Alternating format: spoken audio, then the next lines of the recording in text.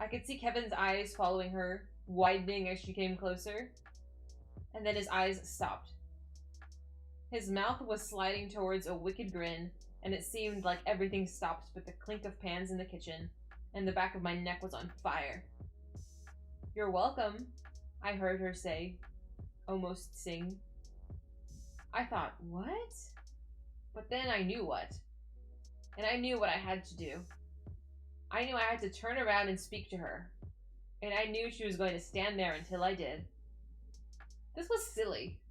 This was childish. This being terrified of her. What was I afraid of anyway? I turned. I felt heavy, as if I were moving through the water. As if I was confronting a much more than a 10th grade girl with an unusual name. I faced the gaudy sunflower on her canvas bag. It looked hand-painted. And at last my eyes fell into hers, and I said, "Thanks for the card." Her smile put the sunflower to shame. She walked off. Kevin was grinning, wagging his head. "She's in love." "Bull," I said. "She is mucho in love. She's goofy, that's all." The bell rang. We gathered our stuff and left. I wobbled through the rest of the day. A baseball bat could not have hit me harder than that smile did. I was 16 years old. In that time, how many thousands of smiles had been aimed at me? So why did this one feel like the first? After school, my feet carried me towards her homeroom. I was trembling. My stomach had flies. I had no idea what I was going to do if I saw her. I only knew I couldn't not go. She wasn't there. I hurried through the hallways. I ran outside. The buses were loading. Cars were revving. Hundreds of kids were scattering. For months, she had been everywhere. And now she was nowhere. I heard her name. Her name. The same 2 syllables, the same 8 letters that I had been hearing all year, and suddenly the sound struck my ear with a ping of pure silver. I drifted sideways to overhear. A group of girls were chattering towards a bus. "When?" "Today, after school. Just now." I don't believe it. I don't believe it took so long. Kicked off? Are they allowed? Sure, why not? It's not her school. I would have kicked her off a long time ago. It was treason. Good riddance. I knew what they were talking about. It had been rumored for days. Stargirl had been kicked off the cheerleading squad. "Hi, Leo." A chorus of girl voices calling my name. I turned. They were in front of the sun.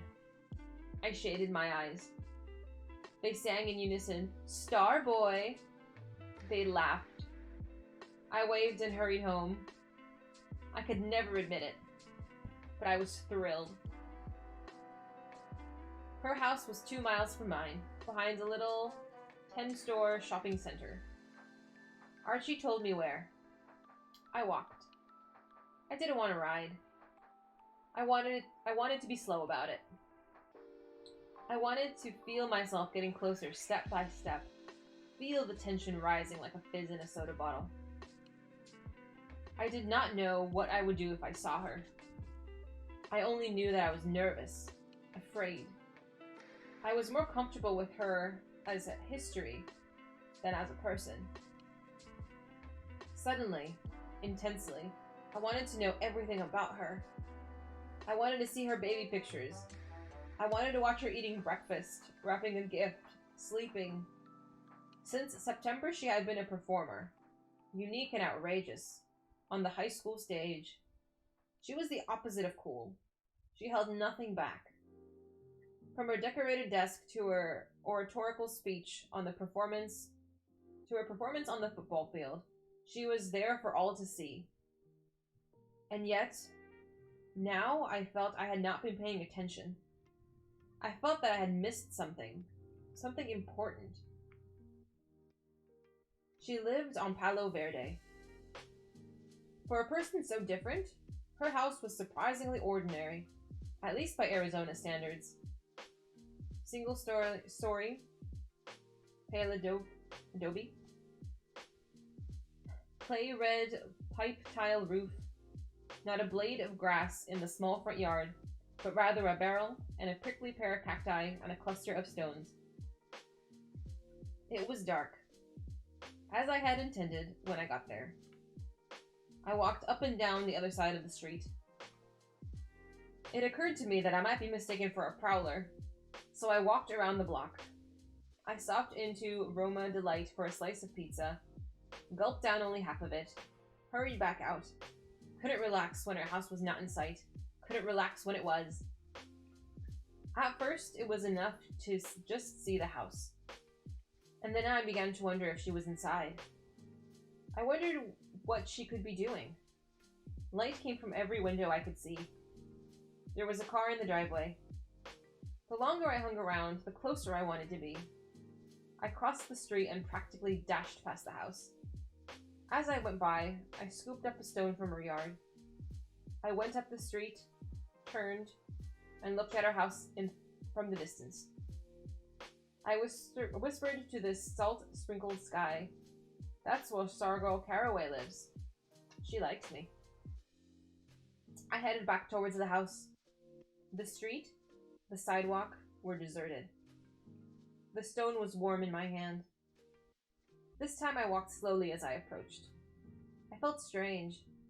My eyes fixed on a triangle of light in a curtained window. I saw a shadow on a yellow wall. It seemed to be drifting, footless, into the light. Suddenly the front door opened. I dived behind the car in the driveway and crouched by the rear fender. I heard the door close. I heard steps. The steps matched the movement of a long shadow cast down the driveway. My breath stopped. The shadow stopped. I felt both ridiculous and weirdly, perfectly placed, as if crouching by that car was precisely what life had in store for me at that moment. Her voice came from beyond the shadow. "Remember when you followed me into the desert that day after school?" Absurdly, I debated whether to answer, as if doing so would what? Give me away? I leaned onto the smooth metal of the fender. It never occurred to me to stand, to show myself. Hours seemed to pass by before I finally croaked, "Yes." "Why did you turn around and go back?" Her tone was casual, as if she held conversations every night with people crouching behind a car in her driveway. "I don't remember," I said. "Were you afraid?" "No," I lied. "I wouldn't have let you get lost, you know." "I know." A little shadow detached itself from the larger one. It came towards me, wavering over the pebbled driveway. It had a tail. It wasn't a shadow. It was the rat Cinnamon. Cinnamon stopped at the tip of my sneakers. He stood, looked up at me, put his front paws on top of my sneaker, and nosed into the laces. "Are you getting acquainted with Cinnamon?" "Sort of." "Are you lying?" "Sort of." "Are you afraid of rats?" "Sort of." "Do you think I'm cute?" "If you say sort of, I'll tell Cinnamon to bite you." "Yes." "Yes what?" "I think you're cute." I thought of adding sort of, just to be funny, but I didn't. "Do you think Cinnamon is cute?" The rat had climbed fully onto my sneaker now. I could feel his weight. I wanted to shake him off. His tail spilled into the driveway. "No comment," I said. "Oh my, hear that, Cinnamon? No comment. He doesn't want people to know he thinks you're cute." "I think you're getting a little carried away," I said. "I certainly hope so," she said. "Nothing's more fun than being carried away." "Would you like to carry Cinnamon away for the night? He loves sleepovers." "No, thank you." "Oh." Her voice was mock pouty. "Are you sure? He's no trouble. He hardly takes up any room. All you have to feed him is a mini-wheat. Or 2 grapes. And he won't poop on your rug. Will you, Cinnamon? Go ahead. Stand up and tell him you won't. Stand up, Cinnamon." Cinnamon stood on my sneaker. His eyes shone like black pearls. "Doesn't he have the cutest ears? Who notices rat ears? I looked. She was right. Yeah, I said. I guess he does. Tickle him behind the ears. He loves that. I swallowed hard. I reached down with the tips of my 2 forefingers and tickled the tiny, furry spaces behind the rat's ears. I guess he enjoyed it. He didn't move. And then, surprising myself, I moved one fingertip to the front of his nose and he licked me. It had never occurred to me that rats do that. His tongue was half the size of my little fingernail. I would have guessed it was rough, like a cat's, but it wasn't. It was smooth. And then he was no longer on my foot. He was on my shoulder. I yelped. I tried to swat him off, but he dug into my shirt with his fingernails. Meanwhile, Stargirl was cracking up. I could see the shadow shaking. Let me guess, she said. Cinnamon jumped onto your shoulder. You got it, I said. And you're thinking about how rats are supposed to go for people's throats?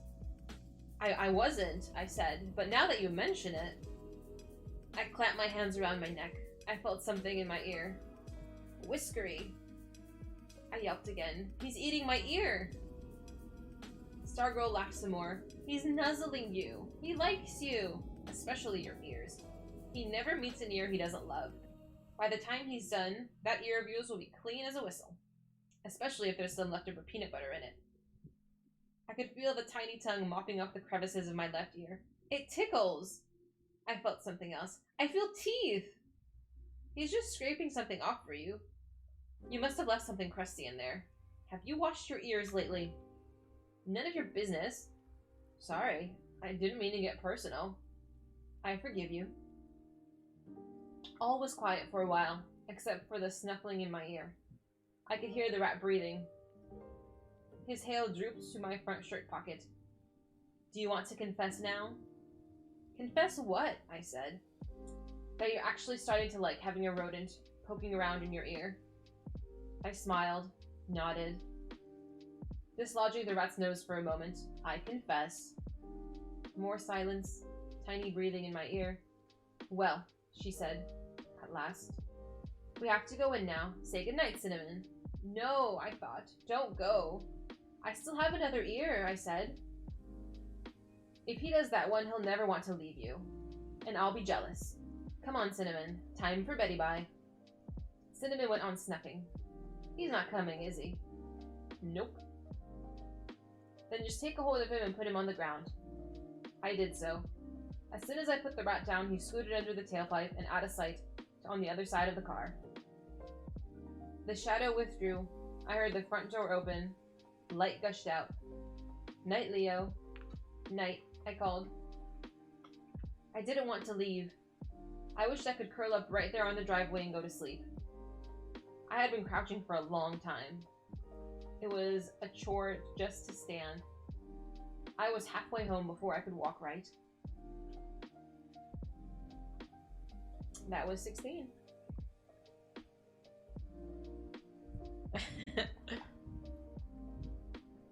Hi. So now Leo likes her too, I think.